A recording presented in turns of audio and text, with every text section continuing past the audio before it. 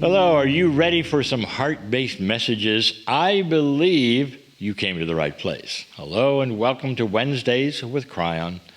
Monica and I are here every Wednesday evening bringing you a time of solace and peace for all of you. Hello to the Kryon family, who we call the Love Group, and hello to their YouTube audience. Thank you so much. We're so glad you're with us as well. Now, we really feel the energy of being with family, which is why Lee and I like to begin with some fun, share some personal stuff that hopefully makes you laugh and smile. And if not, well, maybe it's an opportunity just to practice some fake laughter because your body doesn't know the difference.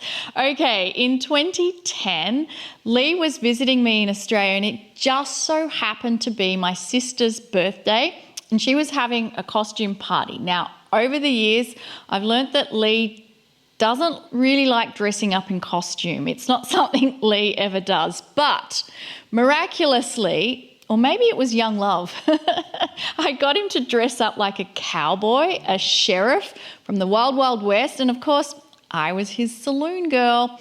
So here's a photo of what we looked like when we got to the party. We had such a great time. But when it was time to go back to the hotel, Lee was a little confused as to which room we were in. Yeah, I have to say I really didn't want to admit that I was confused. You know, that's not what a guy does. I'm confused. No. So, with great confidence, I guided us to the room I thought was ours, waved the key in the air, and opened the door. And then, well, it wasn't our room. And the door hadn't been closed properly, so when we walked right in and began to make ourselves at home, we realized two other people were already in the room, and they were staring at us with their mouths open, unable to say anything. You know, folks, it's one thing to accidentally walk in on somebody in their own hotel room, but to make it worse, they got a cowboy and a saloon girl. In my quick I was mortified. Well, it was my quick thinking. I was going to use my badge, which I had on my shirt, and tell them something like I was looking for a hotel thief, and it's not here. But instead, I just got up.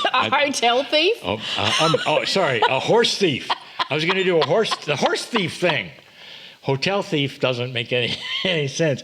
I was security. That was what it was. I did nothing. I just looked at him stupidly and turned around and exited quickly. So. I think to this day they're probably telling that story to their friends about the cowboy and saloon girl ghosts from the past who visited them in the haunted hotel.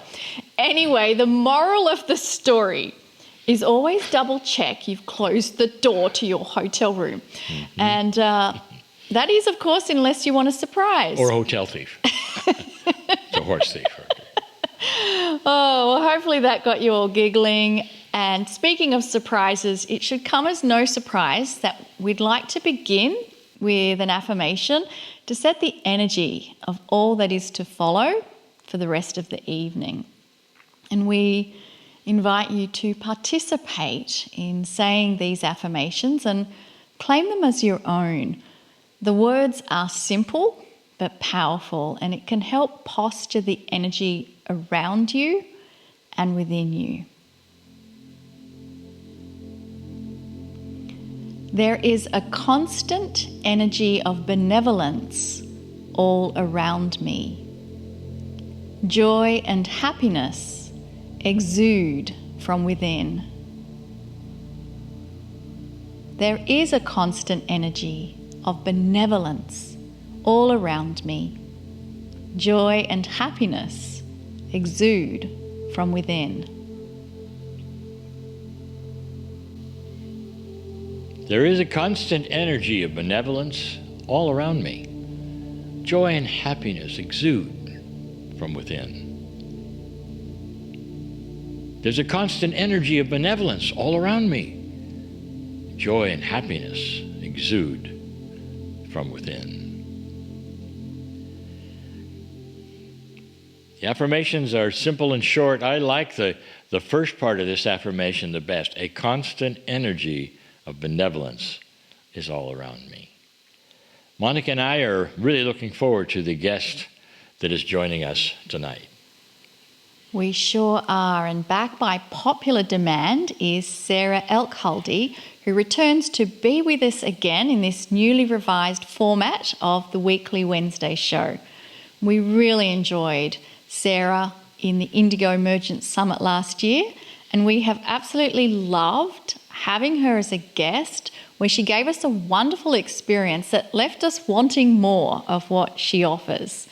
Known for her online presence as The Alchemist, Sarah Elkhaldy is a quantum teacher and channel who merges ancient mysticism with modern consciousness.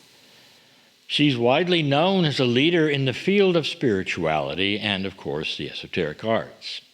Sarah is highly claircognizant and uses her intuitive abilities as well as her extensive background in mysticism to help humanity actualize or all of our evolutionary potential, which is quite amazing, actually. Her transmissions decode the language of light, helping seekers remember their divine architecture and navigate the evolution of human consciousness. Sarah's visionary work bridges science, spirituality, and self-mastery, inspiring thousands to embody their highest timeline. Sarah, welcome back to our program. Oh, thank you so much for having me. Yeah, we have just a couple of questions. Yeah, actually, we'd love for you to briefly share your journey in quantum energy. Yeah, so it started off with shamanic work. And so in the shamanic traditions, those all address any type of soul ailments or any type of issues or even upgrades inside a person's energy field from the fourth density and below. And then from there, what we have now is quantum healing modalities. And quantum healing modalities now address the energy field from the fifth density and higher.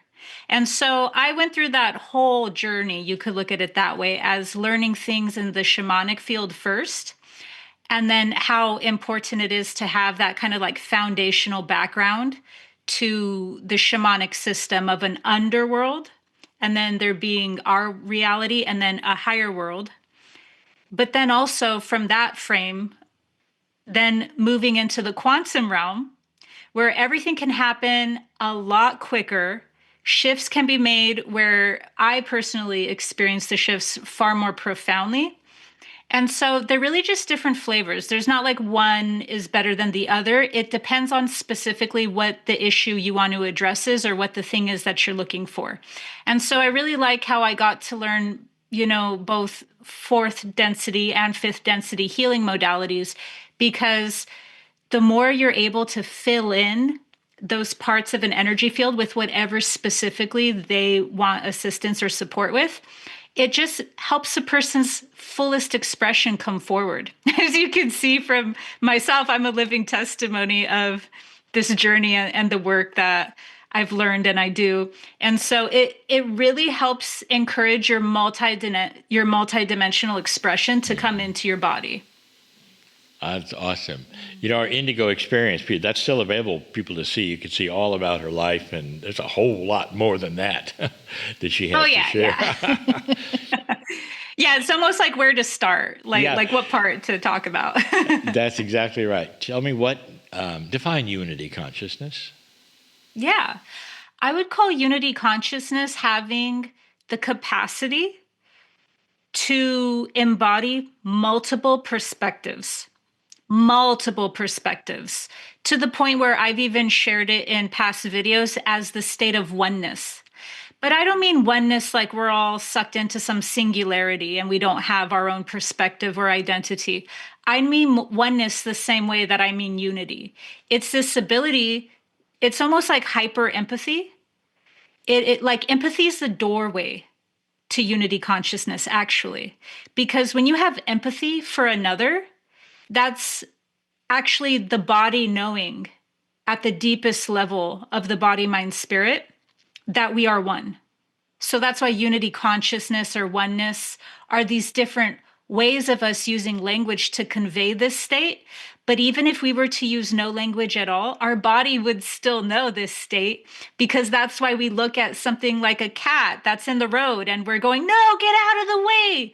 That's like what makes us human, or what makes us heart-centered beings. It's the fact that we know that other people or other experiences, other perspectives all share one thing, and that is the unified field of consciousness. So unity consciousness is when we are fully operating. I don't mean just peak states or peak awarenesses. Unity consciousness is when we are fully at the level of consciousness where we are in the unified field. That means that we can still have our own perception and our own identity and our own boundaries, but that we don't view other people's perceptions, other people's identities or boundaries as being so foreign, so crazy, intensely different than ours that we feel like we need to have opposition to them, or that they're an enemy, or that they're whatever. So because of that, I would say one of the more poetic or sad things about being in this state, and then I'll go into the more positive things, is the sad part is that I've noticed from my personal experience is that I can appreciate a lot of other people and they might not appreciate me. And it's not necessarily because I agree with them or I think that there's, they're all that jazz. It's simply because when you're in unity consciousness, you can appreciate, let's call it a flower or a teaching or whatever, for what it is, and you're not afraid of it. So you almost have this like mature level of consciousness where you can entertain things, or you're not really in fear, so you can appreciate something. And that might not always be returned because someone else or something is not at that level of consciousness with you. So the more poetic part of this experience is that you go into easy appreciation of your surroundings, but your surroundings might still not be playing the game at that level and might not reciprocate. The beauty of it is that when you're operating at unity consciousness now, you get to experience a completely different layer of reality that's right in front of your eyes. And so what that means is that your experience inside this shared experience is far more connected to who you are as a creator being. Because when you're in unity consciousness, now the veils are off. So you're less in those states of fear. You're more in your creator aspect. And from your creator aspect, you start playing this game called life at a way higher level. And what I mean by a higher level is that, like, you look at things now as a challenge, or you look at things now as something like a passionate query. Things that aren't so rooted in the lower vibrations of fear, lack, envy. All these things now become challenges and creative pursuits. And so I think that's a far, funner and more spirit-filled way of going about life when you're in unity consciousness versus if you're in separation and lack. Mm-hmm. Oh my gosh. You can see why Sarah is the alchemist. And I'll say this too, and you didn't expect me to ask this, but since we saw you last, something has happened that we just want to jump up and down. You're part of the Gaia family now. You have a series there? Tell us a little bit about that. Yeah, so I'm so excited for my Gaia series, Mystery Teachings. The first season is, like, I would say, a profound spiritual initiation because it walks you through each stage of a spiritual awakening with what is in mind now, our context for this age, while still being able to incorporate ancient teachings and ancient techniques.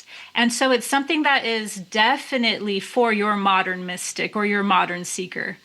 And then season 2, I take it to a whole nother level. So season 2 is just like otherworldly. I'm speechless. I don't even know what to call season 2, but I would definitely call season 1 a spiritual initiation. Mm-hmm. Well, what I'm looking forward to is the experience that you're going to take us through. And then briefly, if you can just kind of encapsulate what that's going to be for us, tell us what that experience is going to be. Yeah, so I'm going to do a visual meditation where I walk the audience through a very aesthetic. I hope you guys have your visual prompts ready to hand, your third eye prompts. A very visual guided meditation towards your optimal timeline. Awesome. Awesome is right. So we hope you are all excited as much as we are. Sarah's going to still be here for a little while. We're going to take a short 5-minute break.